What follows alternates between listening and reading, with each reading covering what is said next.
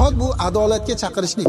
Jihad bu adolatni olib kirishlik. Jihad bu odamlarga yaxshilikni olib kirishlik. Jihad bu mazlumlarni haqqini olib berishlik.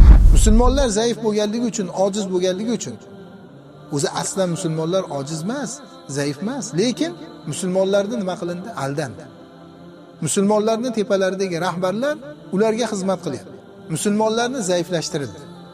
Musulmonlarni kuchsizlantirildi. Nima bilan? O'zini dinidan uzoqlashtirishlik bilan. Nima bilan? Jihoddan uzoqlashtirishlik bilan. Jihodni radikal dedi. Ya'ni bu terrorizm yo'li dedi. Jihodni buzuqlik dedi. Odamlarni o'ldirishlik dedi. Jihodni turli xil ayblar bilan ayblandi. Yomon qilib ko'rsatildi. Vaholanki jihod bu haqiqiy sunnatga muvofiq bo'lgan jihod, Rasululloh qilgan jihod bu odamlarga adolatni olib kiradi.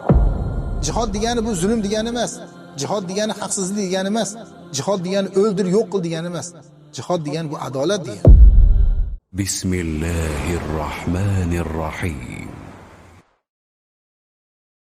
Bismillahirrohmanirrohim. Alhamdulillahi robbil alamin. Jihod bizga yoqmaydi. Chunki jihodda mashaqqat bor. Jihodda qiyinchilik bor. Jihodda jarohat bor. Jihodda o'lim bor. Jihodda mollardan mahrum bo'lishlik bor. Shuning uchun jihod bizga yoqmaydi. Alloh taolo oyatda aytadiki: "Kutiba alaykumul qital wa huwa kurhun lakum wa asa an takrahu shay'an wa huwa khayrun lakum wa asa an tuhibbu shay'an wa huwa sharrun lakum wallohu ya'lamu wa antum la ta'lamun." Sizlarga qital, jang farz qilindi. Lekin sizlarga bu yoqmaydi. Haqiqatda nafslarga yoqmaydi.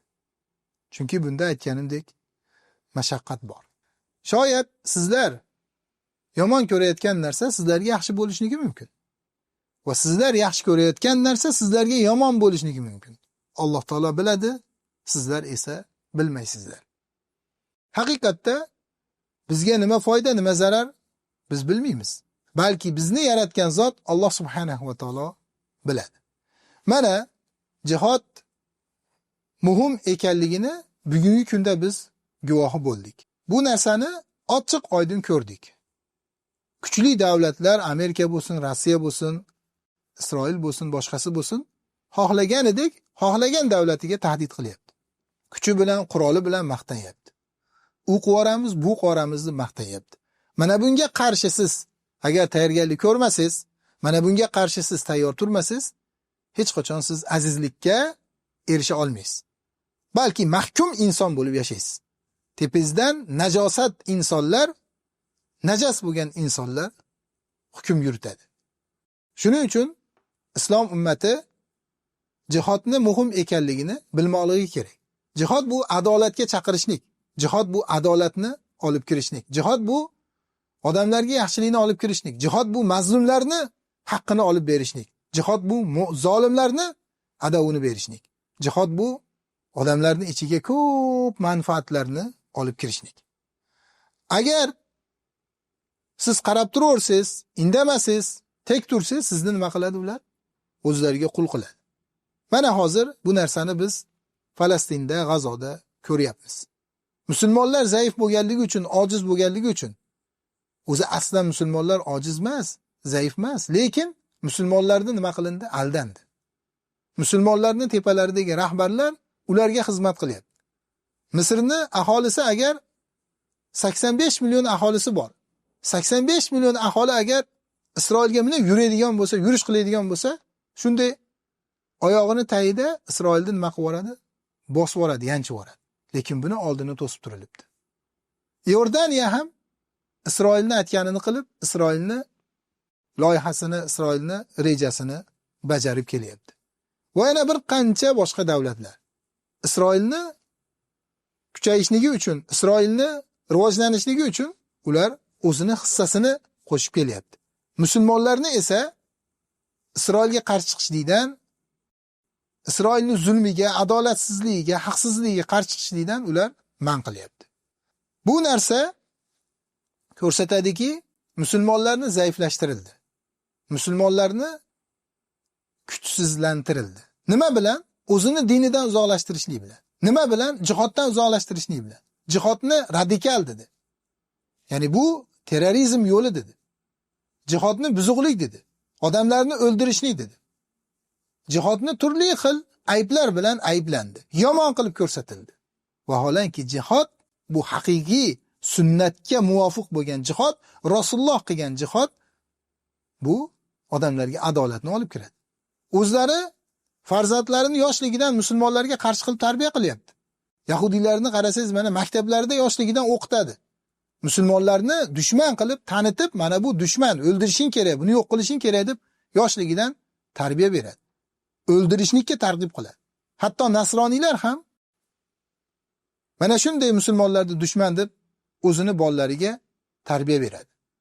Hatto mana oxirgi paytlarda ochiq Amerika islomga qarshi dushmanligini, adovatini izhor qilyapti, ko'rsatyapti.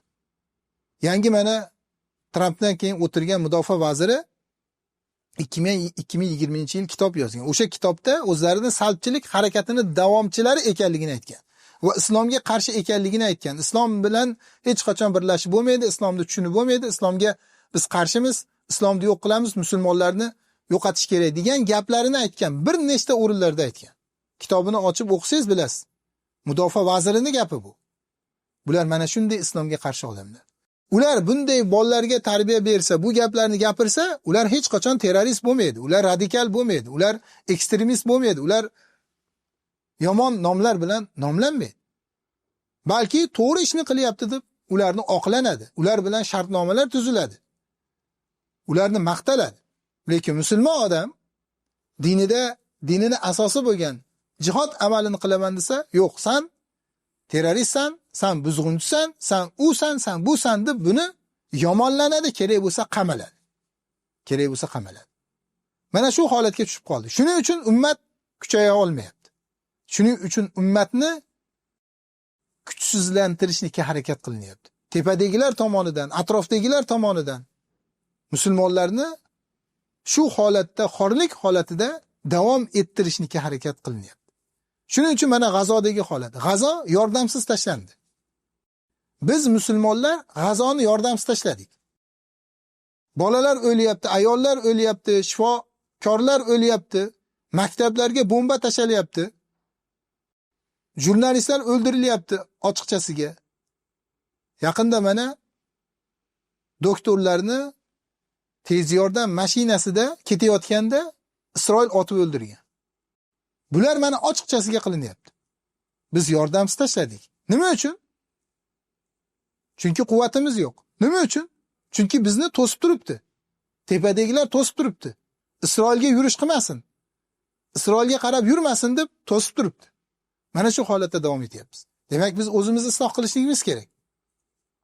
Dinimizga qaytsak, dinimizni yo'lini ushlasak, biz mana shunda oliy bo'lamiz. Jihod degani bu zulm degani emas. Jihod degani haqsizlik degani emas. Jihod degani o'ldir, yo'q qil degani emas. Jihod degani bu adolat degani. Zolimni sindirish degani, mazlumni tarafini olish degani. Mana bu bilan biz isloh bo'lamiz. Rasululloh sallallohu alayhi vasallam hadisda aytdilarki, ala innal quvvatar romiy. Ala innal quvvatar romiy. Ala innal quvvatar romiy. Ogoh bo'lingki, quvvat otishlikda dedilar. Quvvat otishlikda. Mana bu targ'ib, bu ochiq targ'ib. Rasululloh sallallohu alayhi vasallam bu ko'rsatmalar, ta'limotlari. Bilib qo'yingki, quvvat otishlikda deyaptilar. Hattoki buni 3 marotaba takror aytayaptilar. Ta'kidlab, tayinlab biz bilishligimiz uchun. Qur'oni Karimda ham qancha oyatlar keldi. Qancha dalillar keldi.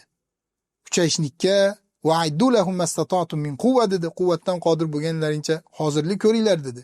Walau aradul khuruj la'addu lahu udda. Agar chiqishlikni xohlaganda ular tayyorgarligini ko'rib qo'yar dedi. Bunda ham tayyorgarlikka qiziqtirishlik bor. Bu nususlar nimani ko'rsatadi, nimani bildiradi? Biz kuchayishligimiz kerak ekanligini bular bizga bildiradi.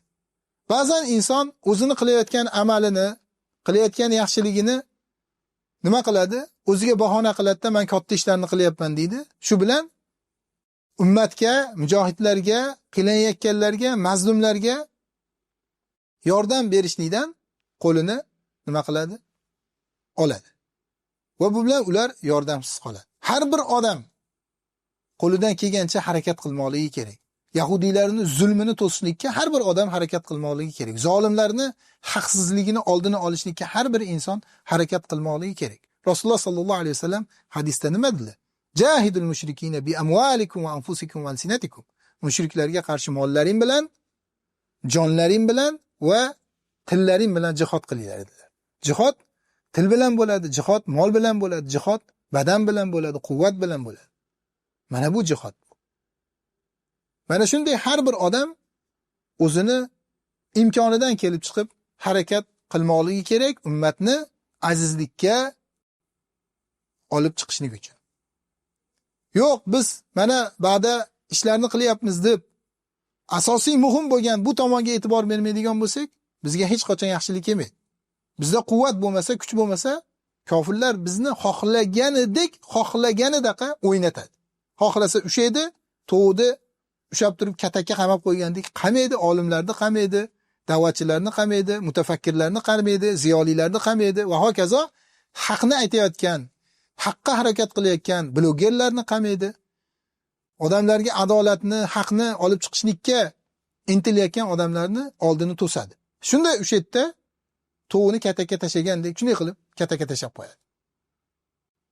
Kataning ichida dod desa ham, voy dod desa ham, baqirsa ham hech narsa bo'lmaydi. Mana shunday holatdamiz biz musulmonlar. Albatta bundan chiqishlik uchun harakat qilmoqligimiz kerak. Har bir odam harakat qilmasa, Alloh taoloning oldida javob beradi. Chunki har bir odam imkonini sarflashlik unga farz bu. Bu vojib bu. Ummatni bu holatdan olib chiqishlik uchun. Alloh subhanahu va taolo barchalarimizni haq yo'lda sobit qilsin. Jihad degani, yana qaytadan aytaman, jihad degani zulm degani emas. Jihad degani portlat degani emas. Jihad degani o'ldir degani emas. Jihad degani adolatni olib kir degani. Jihad degani mazlumlarning oldida tur degani.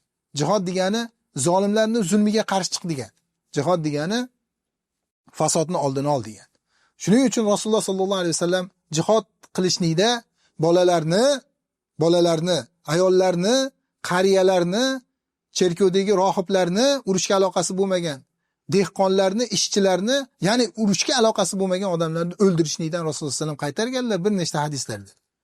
Va sahobalar ham jang qilayotganda bir-birlariga qilgan nasihatlarda ular aytishgan, jangga aloqasi bo'lmagan odamlarni o'ldirilmaydi, ularga tegmanglar, ularga qarshilik bildirmanglar deb ular bir-birlariga vasiyat qilishgan. Isroilni ko'ring, nima qildi? Qancha bolalarni o'ldirdi. Hatto xossatan maktablarni nima qilyapti? Bombalayapti, maktablarni o'ldiryapti, qatlom qilyapti. Doktorlarni qanchasini o'ldirdi, jurnalistlarni qanchasini o'ldirdi. Urushga aloqasi bo'lmagan odamlar. Islom bu narsalarni nima qiladi? Oldini oladi. Islom bu narsalarga qarshi bo'ladi. Shuning uchun jihad qilishlik muhim. Shuning uchun dinimizda kuchayishlik muhim. Shuning uchun tayyorgarlik ko'rishlik bu juda ham muhim. Alloh taolo dinimizda haqda, adolatda, iymonda barchalarni sobit qilsin. Vallohu a'lam va alam. Subhanakallohumma va bihamdika ashhadu an la ilaha illa anta astaghfiruka va atubu ilayk.